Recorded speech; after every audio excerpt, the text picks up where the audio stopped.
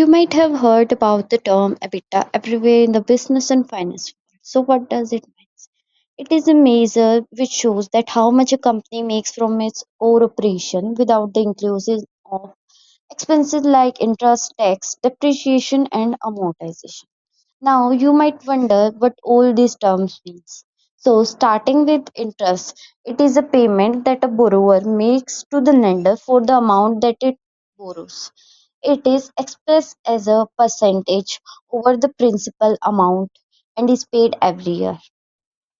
The next term we might need to know is tax. So, what is tax? It is a mandatory payment that an individual, corporate, or firms make to the government to fund the governmental activities like welfare and development. The another term we might need to discuss is depreciation. So, what does it mean? So, it is the gradual reduction in the value of an tangible asset over time due to wear and tear and other calamities. So, therefore, it might need to get replaced or repaired.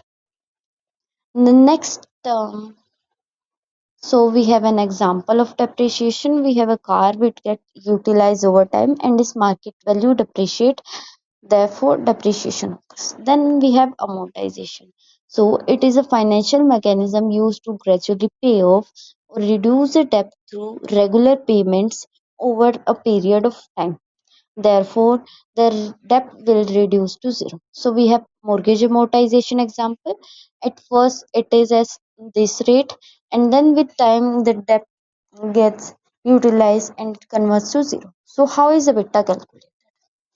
To calculate the EBITDA, we might need to subtract the revenues of a company from its operational expenses like cost of goods sold, rents, and salaries.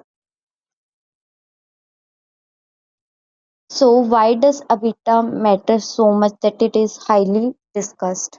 So it compares the performance of companies within an industry. It is like a scorecard to know that how much a company is making. The another point we have is that it evaluates the operational efficiency of a company, that how much it makes from its core operation alone, how much profit it is generating. Then why it is important for investors and lenders? So it is important because it gives them an idea that how much a company is making without the inclusion of external affairs like interest, tax, depreciation, and amortization, that is profit from its own operation. Then we have an example which shows the power of operation, that is the increasing EBITDA. So does EBITDA always show the true side of the business? Well, we you might have been asked this question really often and might struggle to answer it because it have two faces. So, well, technically, no, it doesn't show the real cost behind the business. For example, we have a gaming company. So, the gaming company, for example, spends $10 million on game development. Therefore, the cost that spend will be capitalized over time. They will not be upfront. Next, we have debt payment. The company have to pay interest every month. Also, the next here we have is depreciation cost. Over time, asset will wear and tear. One might need to pay the replacement cost.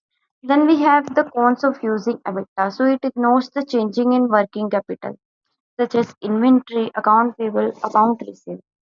Then it is vulnerable to manipulation. One can change it according to its needs and criteria to manipulate the investors. Then it lacks industry specific consideration. It doesn't tell whether it is a strong or weak indicator of performance. It also do not represent the actual cash flow. It represents the core profit, but not the actual amount of cash one company. The another point to be noted that it fails to consider capital structure. It doesn't show how much a company is capitalized and how much debt it needs to pay.